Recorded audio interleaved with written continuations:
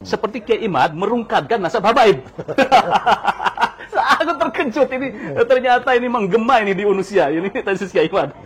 Makanya Islam pesisiran berbeda dengan Islam pedalaman dalam ekspresi kebudayaannya. Ya. Islam Arab atau kebudayaan Islam Arab berbeda dengan kebudayaan Islam yang di Jawa, ada di Nusantara. Nusantara. Nah, inilah di sana misalnya zakat fitrahnya pakai gandum, pakai kurma, di sini pakai beras. Di sana sholatnya gitu ya, sebelum pakaian sholatnya pakai gamis, kalau di sini pakai sarung. Nah, itulah hal yang di situ bisa terjadi proses sinkretik. Gitu. Jadi konsepsi tentang Islam Nusantara itu kemarin itu kan dihujat itu ya. Wah, itu seperti itu orang nggak paham aja. Yang menghujat itu orang yang sudah mengamalkan Islam Nusantara. Dia melakukan setiap hari, tapi dia menghujat. Misalnya Islam Nusantara sesat. Loh, Islam Nusantara sesat kok? Dia zakat fitrah pakai beras. Padahal itu Islam Nusantara. Kalau gitu dia sesat dong. Iya, harus pakai gandum. Nah, misalnya kayak gitu. Terus dia ikut halal bihalal. Padahal itu ya versi Islam Nusantara.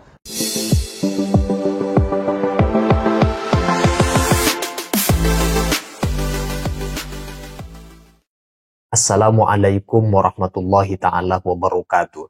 Kajian terminologi Islam Nusantara hingga hari ini diskusinya terus menggelinding di meja-meja para intelektual akademisi. Rumusan Islam Nusantara sudah banyak dilakukan konstruksi apa itu Islam Nusantara dari berbagai perspektif, termasuk dari kebudayaan, termasuk juga dari antropologi, bahkan kajian-kajian kitab Turos. Islam Nusantara memang muncul setidaknya terminologinya baru pada tahun 2015 ini secara masif disampaikan, disosialisasikan ke ruang publik, walaupun secara ajaran, secara pemahaman dan tipologi sudah mengakar sejak dulu, sejak dimana Islam hadir ke Indonesia atau ke bumi Nusantara. Kehadiran terminologi Islam Nusantara di kalangan orang-orang yang tidak senang dengan istilah ini, tidak jarang Islam Nusantara dituduh sebagai ajaran madhab baru, sebagai ajaran Islam baru yang bertentangan dengan Islam kafah.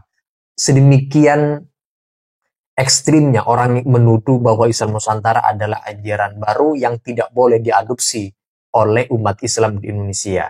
Nah, untuk itu teman-teman, mari kita coba dengarkan salah seorang akademisi, pengajar dosen dari Unusia Jakarta yang memberikan narasi pembanding, narasi pengembangan tentang Islam Nusantara, dan juga di tengah-tengah penjelasan ada sindiran sedikit atau menyinggung adanya polemik nasab Ba'alawi yang dikemukakan oleh Kiai Haji Imaduddin dengan tesisnya itu, dan tesis yang dikeluarkan oleh Kiai Haji Imaduddin kemudian dikaji di ruang-ruang kelas akademisi sehingga memunculkan sebuah diskursus keilmuan baru tentang nasab habaib Ba'alawi. Nah, untuk itu teman-teman mari kita simak diskusi antara Yusuf Mars dengan salah seorang dosen Unusia. Mari kita simak videonya berikut ini. Dr. Ngatawi Al-Jasro, sehabis tadi pengujiannya disertasi Kiai Maman Imanul Haq. Apa kabarnya, Kang? Alhamdulillah, ini casting beda, ini biasanya ngamen. Ini jadi pembimbing bro, itu kan luar biasa. Yang dibimbing, yang diuji itu anggota DPR RI Kiai Maman. Promotor ya, Kang? Ya, promotor. Alhamdulillah. Ya, Kang Jasro adalah aktivis mahasiswa era 90-an. Sejak mahasiswa memang banyak berbuat di keilmuan. Baik, Kang. Tadi menarik ini ketika menguji Kiai Maman tentang Islam Nusantara. Katakanlah Islam Nusantara gitu ya. Nah, itu ada kata-kata yang sangat menohok menurut saya. Ini harus merungkatkan teori sinkretisme, ya, rekonstruksi budaya. Jadi harus merungkatkan teori sinkretisme Islam dengan Buddha dan Hindu. Seperti Kiai Imad merungkatkan nasab habaib. Aku terkejut ini, ternyata ini menggema ini di Unusia, ini tesis Kiai Imad. Itu gimana konstruksinya, Kang? Jadi begini, salah satu novelty yang menarik dari disertasi Kang Maman ini atau Kiai Maman ini adalah dia menolak konsep sinkretisme Islam. Iya. Padahal konsep ini sudah mapan ya dan sudah menjadi acuan sebagai suatu kerangka teori yang sudah berjalan bertahun-tahun. Bahkan dengan konsep sinkretisme Islam ini membuat Islam yang dari Indonesia, Islam yang Nusantara ini dianggap Islam yang kotor, dirty Islam, karena bercampur antara tradisi budaya dengan akidah, gitu. Nah ini yang menyebabkan orang-orang selalu menuduh bahwa Islam yang ada di Indonesia itu nggak murni, Islamnya nggak bersih, karena Islamnya sinkretik. Nah disertasi Kang Maman ini membuktikan bahwa nggak ada sebetulnya sinkretisme Islam itu, yang ada itu sinkretisme budaya. Karena konsep sinkretik itu sebetulnya adalah konsep kebudayaan. Sementara Islam itu sebagai ajaran, sebagai suatu iman, teologi, tauhid, itu tidak bisa disinkretikkan. Ini menarik bahwa Kang Maman yang saya bimbing itu mencoba mendeteksi hubungan antara budaya, tradisi dengan agama yang terjadi di Cirebon dalam proses Islamisasi. Dia kan pakai teorinya Arnold Toynbee, di mana di teori itu dijelaskan bahwa kebudayaan itu ada lapis-lapisnya. Lapis pertama itu disebut dengan lapis simbolik atau saintifik. Nah, yang itu sifatnya indrawi, gitu material. Itu yang lapis paling rendah itu, paling dasar, karena sifatnya indrawi. Nah, di lapis ini itu bisa disinkretikkan karena ini kebudayaan, gitu. Kemudian pada lapis kedua itu adalah lapis estetik, itu yang menyentuh dimensi rasa, dimensi rasa. Nah yang ketiga itu adalah dimensi spiritual, religions. Nah pada dimensi spiritual, religions ini, di mana di situ terdapat unsur keimanan ada, unsur tauhid. Nah ini nggak bisa disinkretikkan, gitu loh. Nggak bisa disinkretikkan. Sinkretik itu hanya terjadi pada level ekspresi kebudayaan, bukan pada level keimanan, bukan level ketauhidan. Nah sementara di situ diklaim bahwa sinkretisme Islam, sehingga seolah-olah terjadi sinkretik pada level iman, pada level tauhid. Padahal pada level iman dan tauhid ini nggak bisa. Islam tetap, bahkan Islam Jawa, Islam manapun, tetap kalau dia sudah Islam ya tetap mengakui ketauhidan Tuhan. Nah ini yang menarik. Nah itu di situ gitu kan. Jadi artinya bahwa menolak atau merungkankan teori sinkretisme di situ gitu kan. Jadi sinkretisme Islam itu nggak ada. Tidak ada aja ya. Yang ada itu sinkretisme budaya. Sinkretisme budaya. Kalau budaya itu sumbernya bisa dari mana saja. Karena faktor yang mempengaruhi terjadinya konstruksi kebudayaan itu kan ada tiga paling tidak. Satu sumber. Sumber itu bisa berasal dari budaya yang sudah existing atau budaya yang sudah ada sebelumnya. Nah itu saya sebut sebagai bagian dari sumber. Gitu. Saya nggak mau menyebut budaya asli. Karena budayanya sumber asli, ya. Termasuk salah satu sumber itu adalah agama. Agama sebagai sumber. Budaya, kebudayaan. Nah, salah satu sumber ini ya yang namanya tauhid, yang namanya iman, ini tidak bisa disinkretikkan. Gitu. Nah, kemudian yang kedua adalah subjek manusianya, subjek budayanya itu. Nah, ini yang mempengaruhi konstruksi budaya karena dia akan melakukan dengan sikap-sikap inovatif, kreativitas dan lain sebagainya. Nah, yang ketiga adalah faktor geografis. Nah, pada level-level inilah bisa terjadi sinkretik. Gitu. Makanya Islam pesisiran berbeda dengan Islam pedalaman dalam ekspresi kebudayaannya. Islam Arab atau kebudayaan Islam Arab berbeda dengan kebudayaan Islam yang di Jawa, ada di Nusantara. Nah, inilah di sana misalnya zakat fitrahnya pakai gandum, pakai kurma, di sini pakai beras. Di sana sholatnya gitu ya, sebelum pakaian sholatnya pakai gamis, kalau di sini pakai sarung. Nah itulah hal-hal yang di situ bisa terjadi proses sinkretik. Gitu. Jadi konsepsi tentang Islam Nusantara itu kemarin itu kan dihujat itu ya. Nah, itu seperti itu orang nggak paham aja. Yang menghujat itu orang yang sudah mengamalkan Islam Nusantara. Dia melakukan setiap hari, tapi dia menghujat. Misalnya Islam Nusantara sesat. Loh, Islam Nusantara sesat kok. Dia zakat fitrah pakai beras. Pakai beras. Padahal itu Islam Nusantara. Kalau gitu dia sesat dong. Iya, harusnya pakai gandum. Misalnya kayak gitu. Terus dia ikut halal bihalal. Gitu. Iya, iya. Padahal itu ya ekspresi Islam Nusantara. Iya, Menyesatkan Islam Nusantara tapi ikut halal bihalal. Ikut buka bersama. Buka bersama itu kebudayaan Islam Nusantara itu di tempat lain susah, nggak ada. Gitu loh. Terus ikut apalagi ikut mudik. Mudik gitu ya. Nah, misalnya kayak gitu kan tradisi Islam Nusantara, ekspresi dari Islam Nusantara. Tapi dia enak aja, Islam Nusantara sesat, Islam Nusantara haram. Ya padahal ekspresi kebudayaan yang seperti itulah yang disebut Islam Nusantara. Nah, ini yang ingin sebetulnya ingin katakan direkonstruksi loh ya. Ya, makanya Rekonstruksi Kang ya. Maman di situ pakai istilah rekonstruksi budaya. Karena para ulama-ulama, para mubalek, para juru dakwah pada saat itu melakukan rekonstruksi budaya yang mengakomodasi budaya-budaya lokal, tradisi-tradisi lokal, direkonstruksi dengan muatan-muatan, nilai-nilai, kandungan-kandungan, bahkan dengan apa? Keimanan-keimanan keislaman itu. Maka itulah terjadi rekonstruksi. Dia lebih tepat menyebutnya sebagai rekonstruksi budaya, bukan sinkretisme Islam. Yang terjadi itu sebetulnya rekonstruksi budaya. Baik, itu menarik tadi apa namanya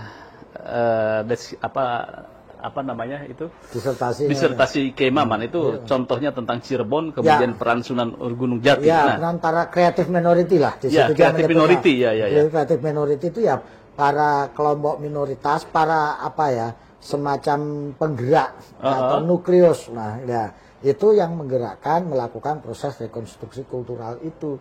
Sehingga Islam masuk tidak mengancam tradisi, tidak merusak budaya, tidak menghancurkan seluruh bangunan sosial, tetapi justru insert ke dalam budaya, ke dalam tradisi, ke dalam tatanan sosial gitu ya. Yang diinsert kemudian direkonstruksi pada sisi-sisi yang sekiranya perlu dilakukan rekonstruksi. Gitu, Oke, ini menarik.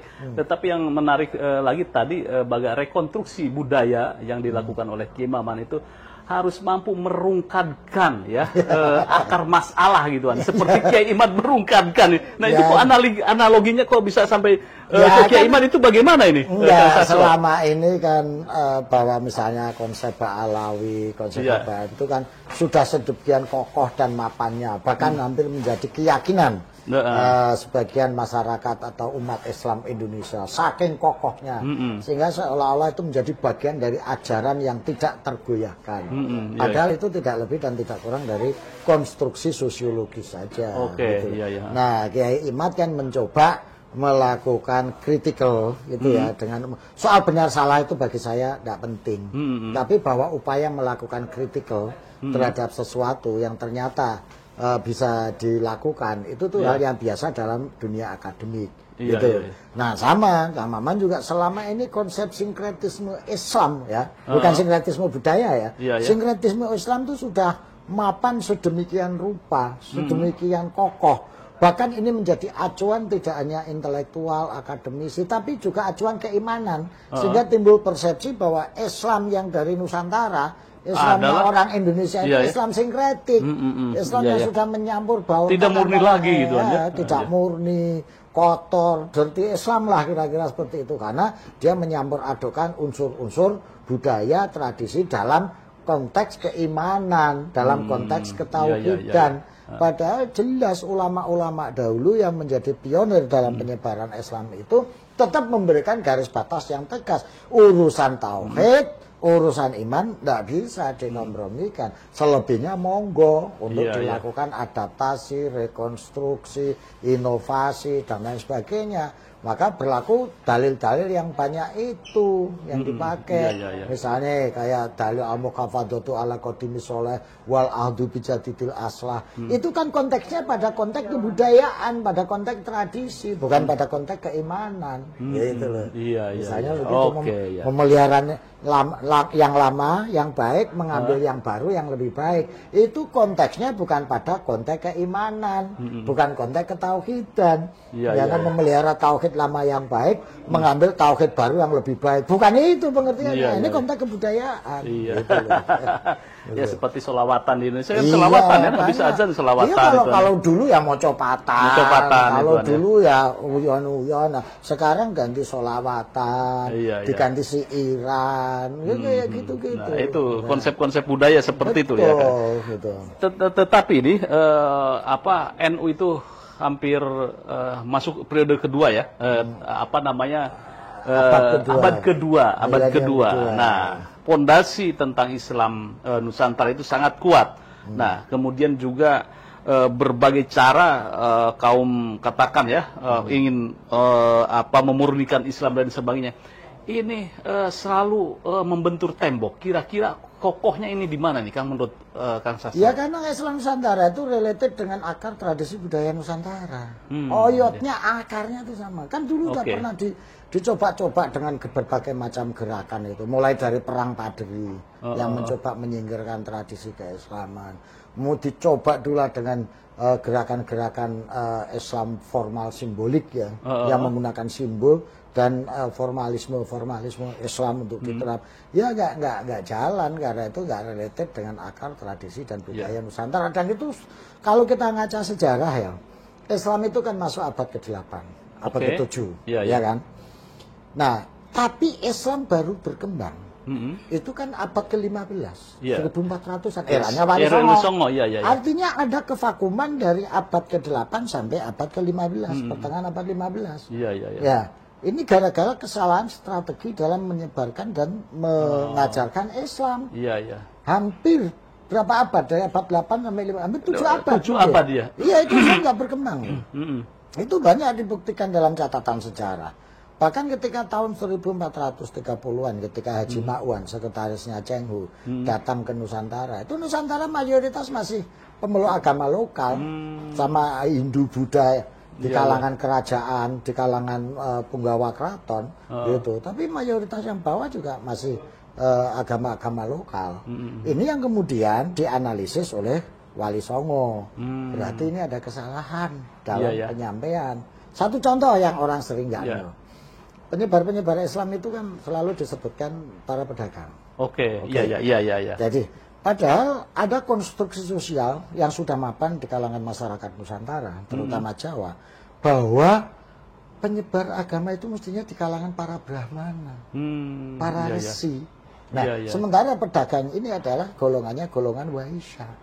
Oke. Orang Waisya kok ngomong agama, ya susah dipercaya sama dia.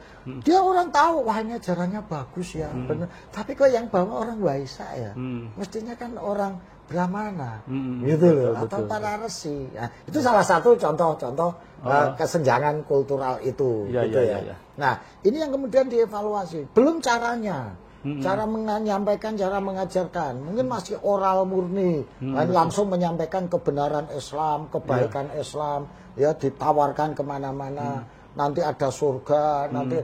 Nah, orang di sini sudah hidup dengan peradaban yang matang, dengan bayangan imajinasi surga, air mengalir, pohon yang berimbun. Nah, di sini sudah kayak begitu kok, ditawari surga begitu ya, nggak bisa.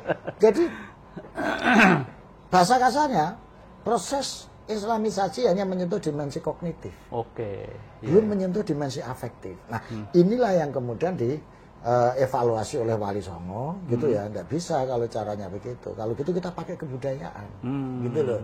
Kebudayaan yang langsung menyentuh hati, gitu ya. Sehingga orang-orang ini menerima Islam dengan sukacita. Oh iya, ternyata ini nggak mengancam eksistensi tradisi saya, nggak merusak tatanan-tatanan etik dan nilai saya, tapi justru malah menyempurnakan. 5 kalimat akhlak ini yang ditata, gitu loh. Itu dengan pendekatan kebudayaan itu, sehingga dirasakan enak, terus dipikirkan cocok, dilakoni juga mantul. Nah, akhirnya itu akhirnya mudah diterima.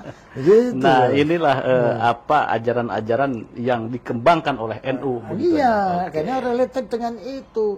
Misalnya ada dalil, kok Wali Songo pakai wayang, wayang itu kan miliknya orang Hindu Buddha, padahal ada dalil mantasabbaha biqaumin fahuwa minhum. Nah, apakah para wali tidak tahu dalil itu? Tahu.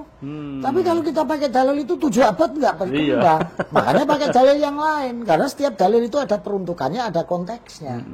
Pakai dalil khotibun nas ala qadri ukulihim. Berilah penjelasan manusia sesuai kadar kemampuannya. Kemampuannya pakai budaya, pakai tradisi, pakai seni, ya itu kita pakai. Gitu. Gitu lah. Itu Pak. Oke, luar biasa ini penjelasan Kang Sastro tentang bagaimana merekonstruksi budaya bahwa tidak ada sinkretisme di dalam Islam. Bagaimana menurut netizen? Tulis komentarnya. Dan tentang Islam Nusantara memang sempat menjadi polemik dan menjadi bulan-bulanan. Saya sempat mengeksposnya juga Kang Sastro. Jadi sebetulnya ini ya. Itu yang kritik ya setiap hari kan jalanin Islam Nusantara kok. Saking nggak tahunya dia aja itu. Tentang nasab itu, Kiai Imaduddin Utsman. Kenapa? Itu yang tesisnya itu. Kira-kira kalau umpamanya sekolah S3 di sini layak itu jadi disertasi? Ya layak aja asal memenuhi standar kaidah dan ketentuan-ketentuan keilmiahan. Kan standarnya itu bukan pada isunya. Oke, gitu. Iya, kalau standar ilmiah ya kaidah-kaidah ilmiah, metodologi ilmiah. Iya, kita tunggu itu. Ada dokter baru, Kiai Maman Imanul Haq yang tentang merekonstruksi budaya. Dan satu lagi kita tunggu di Kiai Imaduddin apakah tertarik untuk melanjutkan S3 di Unusia, yaitu disertasinya sudah ada itu tentang merungkankan nasab habaib. Disertasi apa tesis itu? Tesis itu, tesis itu. Kajian lah ya, gitu kan. Iya. Pembimbingnya siap nih, Kang Sastro.